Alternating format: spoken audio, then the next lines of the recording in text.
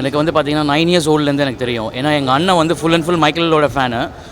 So பார்த்தீங்கன்னா படம் சூப்பராக இருக்குது. பட் ஆனால் 1988 முடிச்சிட்டாங்க. And first of all Janet Jackson இது காட்டவே இல்லை. லாட்டோயா இருக்காங்க, மற்ற எல்லாரும் இருக்காங்க. அது ஏன் தெரில, ஜேஜேவை காட்டல. மற்றபடி படம் super. But I think history கண்டினியூஸ்னு போட்டிருக்காங்க. ப்ராபப்ளி செகண்ட் பார்ட்டில் தேர்ட் பார்ட்டில் வரும்னு நினைக்கிறேன். செகண்ட் தேர்ட் வரும்னு நினைக்கிறேன். ஜாஃபரோட பர்ஃபார்மன்ஸ் வேறு லெவலு. அண்ட் கொஞ்சம் அவரோட ஃப்ரேம்லாம் பார்த்தீங்கன்னா அப்படியே மைக்கேல் மாதிரி இருக்குது. அந்த 1983 இதில் இந்த பில்லி ஜீன்லாம் பார்த்தீங்கன்னா அப்படியே மைக்கேல் மாதிரியே இருக்குது பார்க்குறதுக்கு. ஸோ பர்ஃபார்மன்ஸும் நல்லா இருக்கார், நல்ல எஃபெக்ட் போட்டிருக்காரு அவர், சூப்பராக இருக்குது. கண்டிப்பாக ஃபீல் ஆகுது, அது எந்த ஒரு டவுட்டுமே இல்லை. It's perfectly match. அது ரொம்ப பிடிச்சிருக்கு எனக்கும்.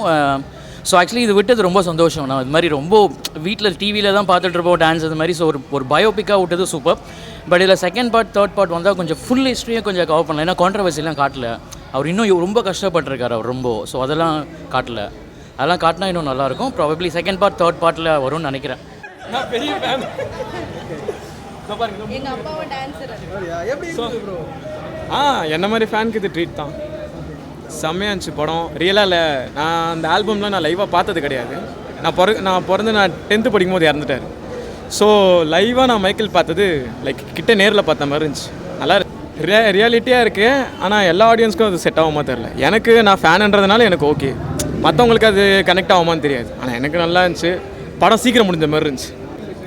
100% கண்டிப்பாக முடியாது, 80% எடுத்துகிட்டு வந்திருக்காங்க. ஆனால் நிறைய இடத்துல அப்படியே லைவாக பார்க்க மைக்கேல் பார்க்க தான் இருந்துச்சு. நல்லா இருந்துச்சு.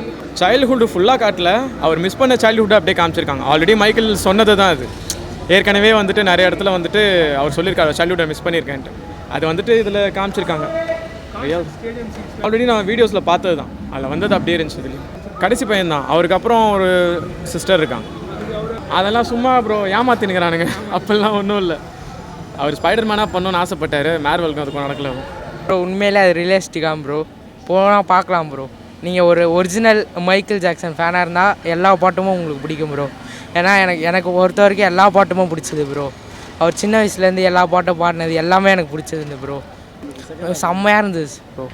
எல்லா ப்ரோக்ராமும் நல்லா இருந்தது ப்ரோ. நான் பாட்டு எல்லாமே டான்ஸ் ஆடுறோம் ப்ரோ. பயங்கரமாக அவரோட லைஃப்பை பற்றி பயங்கரமாக எடுத்துருக்காங்க. அதே மாதிரி அவரோட தம்பி தான் நடிச்சிருக்காருன்னு சொல்கிறாங்க. அவர் பயங்கரமாக நடிச்சிருக்காரு. அது மாதிரி ப்ராக்டிஸ் பண்ணி ஒரு வருஷம் கஷ்டப்பட்டு சூப்பராக நடிச்சிருக்காரு ப்ரோ. அப்படியே ஃபுல்லாக அவர் டான்ஸ்லேருந்து ட்ரெஸ்ஸிங் வரைக்கும் ஃபுல்லாக அது வரைக்கும் வந்துருக்கு. அது மாதிரி ஒன்றும் பார்ட் 2 பார்ட் 3 வரைக்கும் வருதுன்னு சொல்கிறாங்க. அது என்னன்னு தெரியல. ஆனால் சூப்பராக இருக்குது, பயங்கரமாக நடிச்சிருக்காரு. அதை பற்றி அவங்க அப்பா ரொம்ப மெயினாக காமிச்சிருக்காங்க. அவங்க அப்பானால தான் இப்போ அவர் எவ்வளோ பெருசாக இருக்கார். அவங்க அப்பா பயங்கரமாக அடிக்கிறதுலேருந்து எல்லாமே பயங்கரமாக பண்ணியிருக்காரு. அவர் ஸ்டெப்பு தான் 3 வார்க்கு தான் அதில் பயங்கரமாக இருந்தது. ஜிராஃபி, மங்கி அதை பற்றி சூப்பராக அவர் எப்படி வாங்கினார், அது எப்படி வளர்த்தாரு நல்லா காமிச்சிருக்காங்க. மெயினாக வந்து ட்ரில்லர் தான் ப்ரோ. ட்ரில்லர் அப்படி எப்படி எடுத்தாங்க, அதுலேருந்து தான் அவர் ரொம்ப ஃபேமஸ் ஆனார். அந்த ட்ரில்லர் எப்படி எடுத்தாங்க அதுலேருந்து தான் அவர் கான்செப்டு அது ஃபுல்லாக அது போட்டு இது பண்ணிடுவாங்க. செகண்ட் ஹாஃப் ஸ்டேஜ் வந்து மோஸ்ட்லி ஃபஸ்ட்டு எதுவுமே சரியாக இல்லை. அவர் கொஞ்சம் ஆக்சிடெண்ட் இதெல்லாம் ஆகிடும். அதுலேருந்து கம்பேக் பண்ணி கடைசியில் ஒரு இது பண்ணுவார். அதுலேருந்து ரொம்ப இது பிரபலமாக ஆகிடுவார். ரொம்ப சூப்பராக இருந்தது. அதுதான் ரொம்ப அதுலேருந்து அவர் கம்பேக் கொடுப்பாரு. அதுலேருந்து ரொம்ப டிமோட்டிவேட் ஆகிடுவார். அதுலேருந்து யாரும் இது பண்ண மாட்டாங்க. அவரே தனியாக எடுத்து தனியாக கூப்பிட்டு இது பண்ணி அவர் பேர் இதாகிடுவார். அவங்க அப்பா என்ன பண்ணுவார்னா அவரை வச்சு சம்பாதிக்கணும்னு பார்ப்பார். இல்லை அவர் எல்லாம் வேணாம், என் ஃபேன்ஸ்க்காக நான் எல்லாமே பண்ணுறேன்னு சொல்லி அவர் வந்து பயங்கரமாக இது பண்ணுறாரு. அப்படியே மேக்கப்லேருந்து ட்ரெஸ்ஸிங் தான், அப்படியே ட்ரெஸ்ஸிங்லாம் அப்படி இருக்குது ப்ரோ. பூட் கட் பேண்ட்லேருந்து எல்லாமே. நானும் அந்த மாதிரி போடலான்னு பார்க்குற கிடைக்க மாட்டேதுங்க.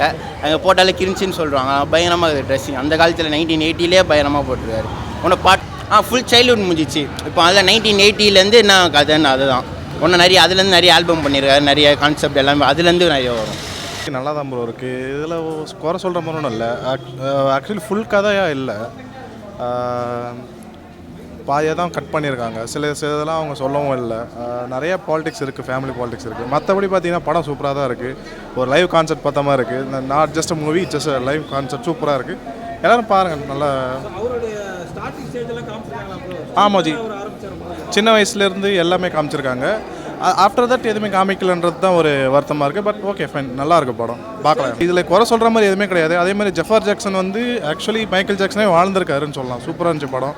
எல்லாம் வந்து பாருங்கள். Okay bro, thank you. நான் வரேன்.